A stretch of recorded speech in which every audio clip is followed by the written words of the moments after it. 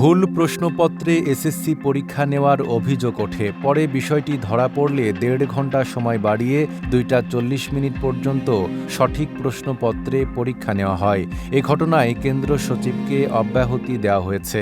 ম্যামদেরকে জানাইছিলাম কিন্তু ম্যামরা বুঝে নাই, আর আমাদেরকে বলছে যতটুকু কমন হয়েছে ততটুকু লিখো।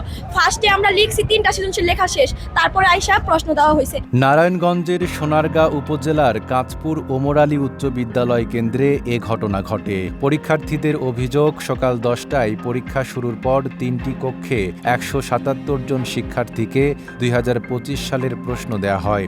বিষয়টি জানলেও তাৎক্ষণিক কোনো ব্যবস্থা নেওয়া হয়নি।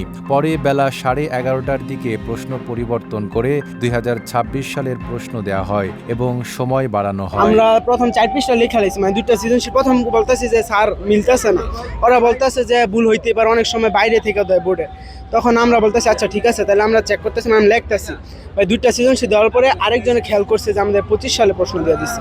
তখন আবার আমরা ম্যাডামকে বলছি, পরে আলা তারা গিয়া কতক্ষণ পরে বলছে স্যারকে, তারপর অনেকক্ষণ পরে আসছে ওরা। পরে আলা তারপর আবার নতুন করে প্রশ্ন দিচ্ছে, তারপর আমরা শুরু করছি। এখানে 1টা বাজে পরীক্ষা শেষ, ছাত্রগো হঠাৎ করে গেট লাগাই দিছে। গেট লাগাই দিয়ে বাচ্চাদেরকে বাড়িতে দেয় না, আমরা শুনি 25 সালের প্রশ্ন দিয়ে দিছে ছাত্রদেরকে। এখন সুপার যিনি হল সুপার ওনারা ডাকাইছি, উনি বলে আমি 3 ঘন্টা বাড়াই দিছি। তবে শিক্ষার্থীরা দাবি করেন বাড়তি সময় দেওয়া হলেও নির্ধারিত সময়ের আগেই খাতা নিয়ে নেওয়া হয়েছে। এতে তারা ক্ষতির মুখে পড়েছেন বলে অভিযোগ করেন। Lily body lotion. কেন্দ্র সচিব মতিন সরকার ভুলের কথা স্বীকার করে জানান, অনিচ্ছাকৃতভাবে পুরনো প্রশ্ন দেওয়া হয়েছিল, পরে সংশোধন করা হয়।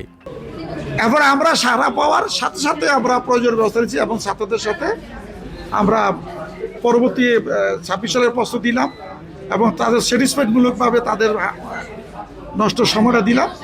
আমরা তাদের কষ্টটা শুধু তাদের ফিরিয়ে আনতে আমার সাধ্য নাই, কিন্তু তাদের লেখা সুযোগ সুবিধা এবং তাদের সময় দেওয়া পূর্ণাঙ্গ ব্যবস্থা কর্তৃপক্ষ আমরা কেন্দ্রগত দিচ্ছি।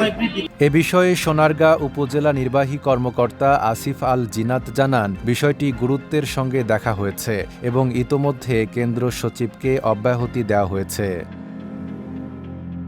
নাইম আরাবী, ঢাকা পোস্ট।